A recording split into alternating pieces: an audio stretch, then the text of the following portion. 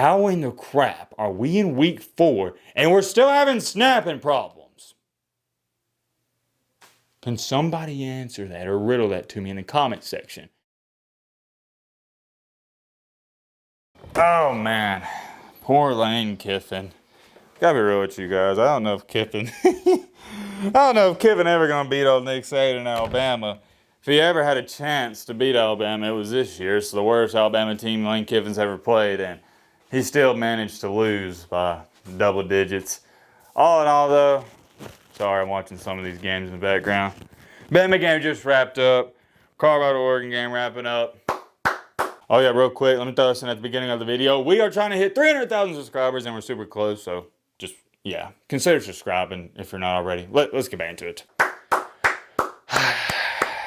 Can everybody in the comment section, please, get the Alabama Crimson Tide a round of applause?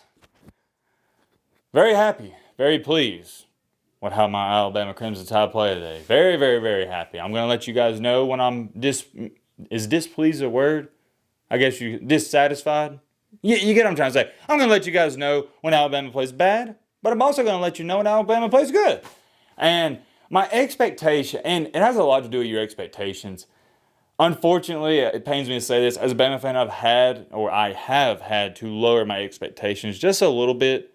And I think that's what helped me just watching the games. Because going into this game, not going to lie to you guys, my expectations weren't too high. Probably, like, normally as a Bama fan, they're up here. Like, ain't even in the shot. But recently, I've lowered them down to, yeah, I guess you say about right here. And we overexceeded my expectations, especially on the offensive side of the ball in the second half. We'll talk about that in just a second. But I did want to start this video by saying, wow, we look pretty good. I don't think we look great today. I really don't. I don't think this Alabama team, similar to last year and the year before, I didn't think the previous two Alabama teams with Bryce Young were great teams. I thought we were good teams with a phenomenal quarterback. This year, I think we're a good team, a solid team with wishy-washy quarterback play. We're not a really good team. We're not a great team. It is what it is. You got to come to terms with reality. But in this game, considering it's hard for me at least, I can't tell if Ole Miss is a good team like Alabama. It's just hard for me to tell because Lane Kiffin's so up and down. Ole Miss, yeah, you beat Tulane, but they had their backup quarterback. If they had their starter, you probably would have lost. Me personally, I don't think Ole Miss is a opponent like Texas. I wouldn't put Ole Miss on Texas's level, but rather less, I think Ole Miss is still a top 25 team, and we beat them at home. We beat them soundly. Game wasn't in any doubt in the second half. Of course, the first half, I guess we'll start out with that. We were trailing at halftime 7-6, and pretty dang lucky to only be trailing 7-6. We block a punt. We get the ball at the 1 yard line. I'm like, well, we got 4 plays to run this in. Of course, the first snap, we snap it. By the way, how in the crap are we in week 4 and we're still having snapping problems? Can somebody answer that or riddle that to me in the comment section? And what's weird about this is Nick Saban has stated we've never had snapping problems all throughout fall camp and practice.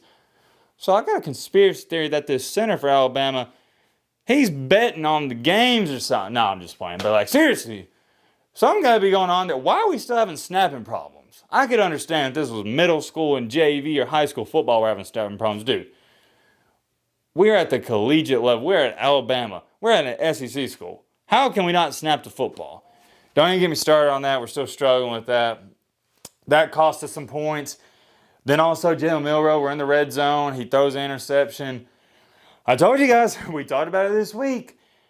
I am sold on Jalen Milroe. He's our guy. I'm going to back him up all through the season because he's our guy. That's all there is to it. I'm going to have his back. I'm going to criticize him, but he's our guy. There's no more Jalen Milroe getting his CDL license. No more of that. We're done with that.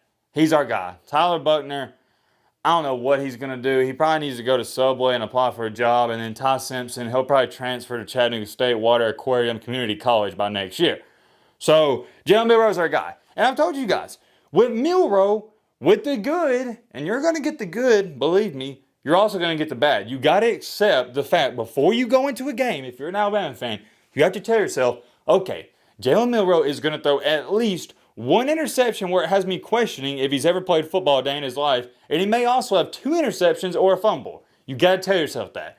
And once you tell yourself that, when you see an interception like he did today, throws it into double coverage right to a guy, a terrible read, you go, well, I knew it was coming. At least that's how I was. If you're still shocked by Jalen Milroe throwing it straight to the other team, I don't know what to tell you. You must not be watching Alabama games. And even the announcer said it. What makes Jalen Milroe's interceptions look so bad is that he throws them right to the guys. Even in the Texas game. Outside, you take away the 2 interceptions, I thought he played good. In this Ole Miss game, I'll show you his numbers in just a second. I haven't even looked at the box score. You take away the interception, I thought he played a great game. A great game. Offensive line, it's still weird, man. Outside the center, can't even snap the ball. First half, we were terrible at blocking. And in the second half, we looked like the best blocking unit in the country. I don't know what happened there, but let's keep that up. And that's why I'm proud of this team. We responded to adversity. We're losing at half. Responded good. Let's pull up some of the box score stats, though. I do want to pull it. Well, I need what else? I had something else. Oh, yeah. I wrote it down in my notes. I believe it was in the first half. Stick with me here. Not editing this out. Best editor on YouTube. Yeah, in the first half, Alabama, we had 10 negative plays. 10 of them. And we're only losing by 1. At least for me, I was like, hey, I'll take it. Because I expected us in the second half to come out and play better. And we did. Also want to say this before I forget. Defense, chef's kiss. Defense is our strong suit this year. We got to lean on them, and we're doing it. Said it since day one. The defense looks really good. I already think the defense is way better than last year. Very proud of the defense. I don't care who's calling the plays on defense. Keep it up. We're getting better and better and better every single week. Make no mistakes about it. Everybody's going to say, oh, well, Ole Miss ain't that good. You know, they're an 8-4 team. They're a 7-5 team. Okay, but Ole Miss has one of the best masterminds on the offensive side of the ball in the country. And Jackson Dart's a pretty good quarterback. Ole Miss is an offensive team, and we held them to 10 points. Defense did pretty good. I thought so. At least maybe y'all think otherwise. Well, you shouldn't think otherwise, because defense did good. Now, let me pull up Jalen Milroe's stats. Wow. Jalen Milroe played better than I thought, at least on the box score. I mean, I knew he played great outside the pick. All right, cool. There we have it. Is that too far? No, I should be able to see it. Jalen Milroe, 17 for 21? Heck yeah, you'll take that.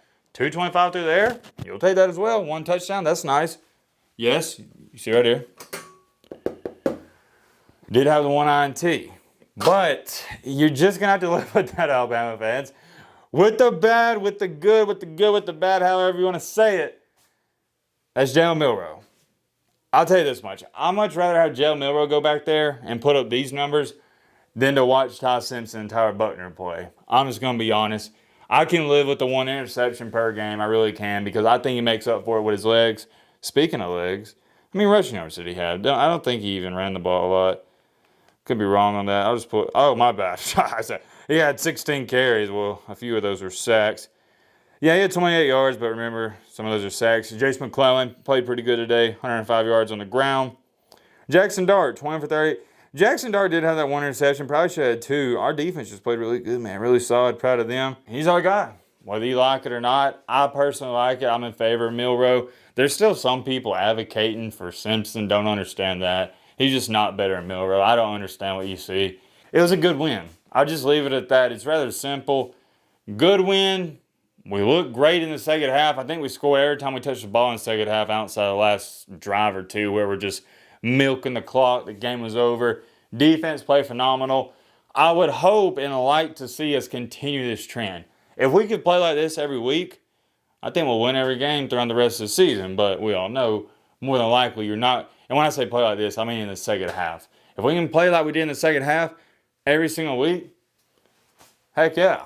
We're going to have a great shot of winning all these games. Now, it is worth mentioning our next 2 games. I think they're going to be sneaky. We got Mississippi State on the road and A&M on the road, Texas A&M. I got a bad feeling about that A&M game. It's at A&M, just, I don't know. I got a bad feeling about it already.